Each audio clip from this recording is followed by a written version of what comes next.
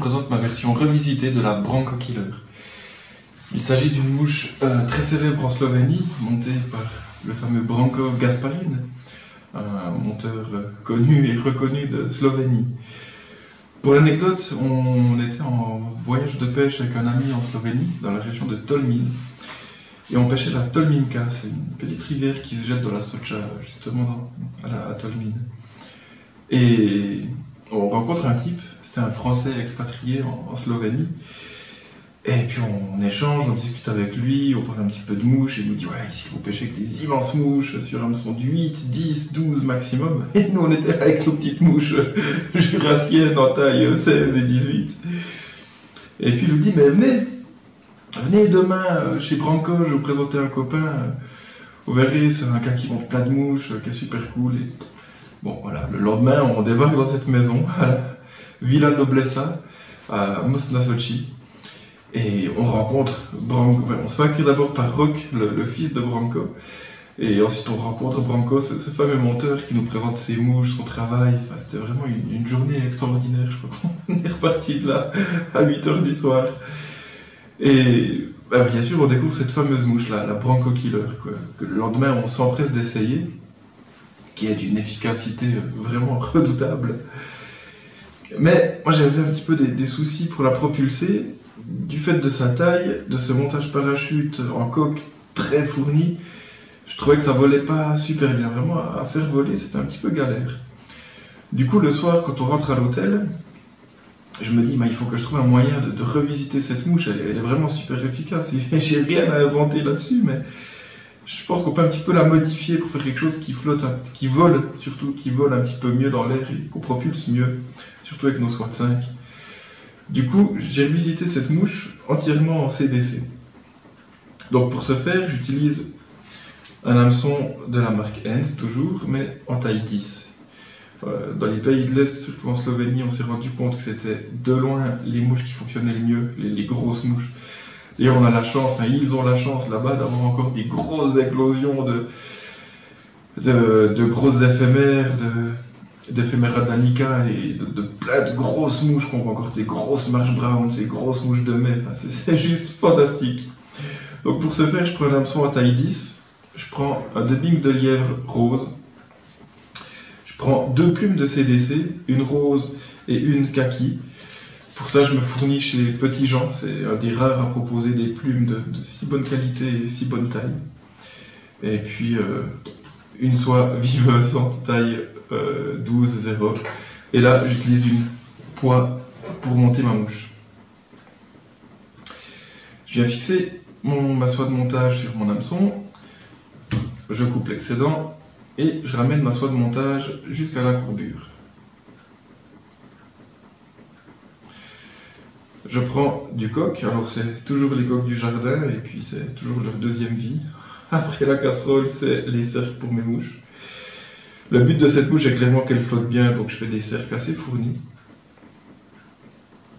Je mesure la longueur de ma hampe, je prends mes fibres et je les emprisonne.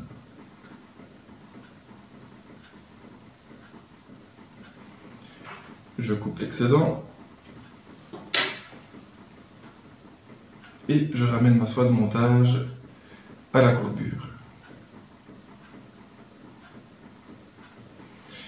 Maintenant, je mets un petit peu de poids sur mon corps, de sorte à faire adhérer mon dubbing correctement.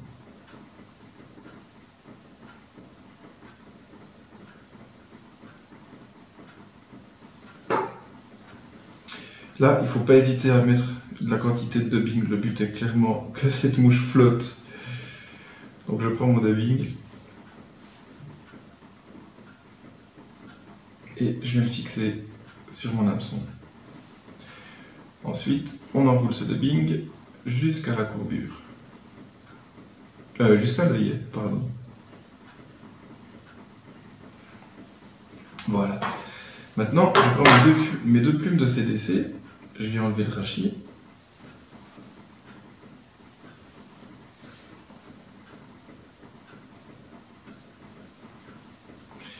Voilà, j'enlève le duvet. Et je superpose mes 2 plumes de CDC.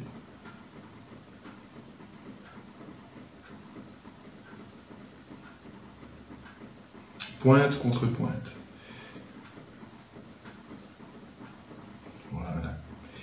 Je rabats toutes mes fibres contre l'arrière et j'utilise ce petit outil ici en bois, simplement pour venir positionner mes plumes à l'intérieur. Alors si j'y arrive, je vais prendre le plus grand espace. Non, ça passe pas. Donc je prends la taille en dessous. J'ai apposé mes 2 plumes de CDC dedans. Je prends une simple pince à dessin, qu'on trouve dans tout bon magasin de bricolage, et je ressors mes plumes. Je vais venir maintenant couper mon rachis.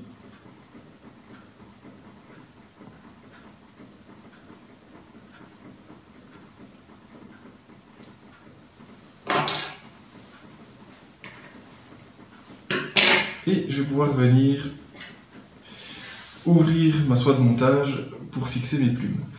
Bien sûr, on pourrait faire une boucle à dubbing, mais moi je suis vraiment pas fan de ça. Je trouve que ça donne une surépaisseur au corps et à la mouche, une surépaisseur de soie. Donc pour séparer ma soie en deux, je viens frotter mon aiguille contre ma soie de montage et je viens la percer avec mon aiguille. Je prends ma pince, je la positionne entre mes 2 fils, je la ressors et je détache mes fibres. Maintenant, je viens twister mon porte-bobine.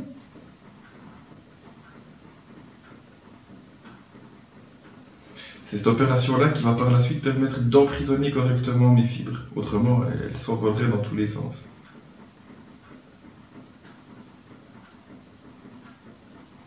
Ne pas hésiter à bien twister.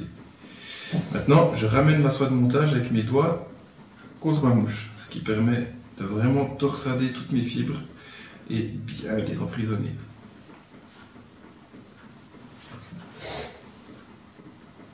Et je commence à enrouler mes fibres pour former un hacle autour de mon corps.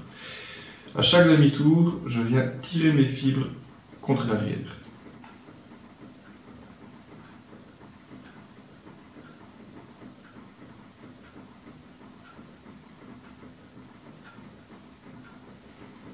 Comme ceci.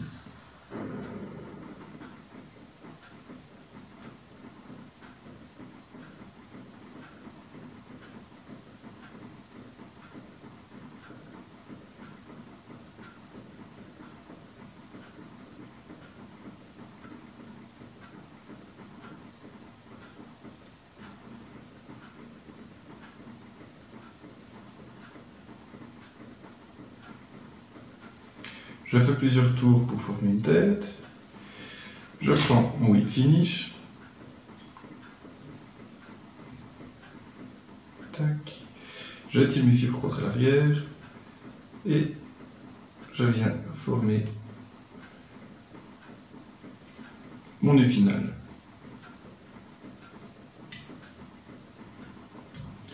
Comme à mon habitude, je répète 2 fois l'opération, de sorte à ce que si mon premier nœud se détache, le deuxième assure la longévité de ma mouche.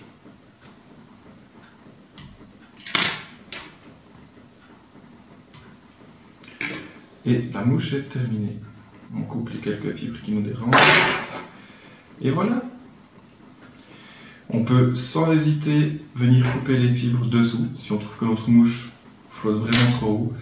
Mais le but de cette mouche est qu'elle soit volumineuse, et surtout qu'elle flotte bien. C'est un truc que vous ne pouvez pas lancer dans les courants, c'est quasiment insubmersible.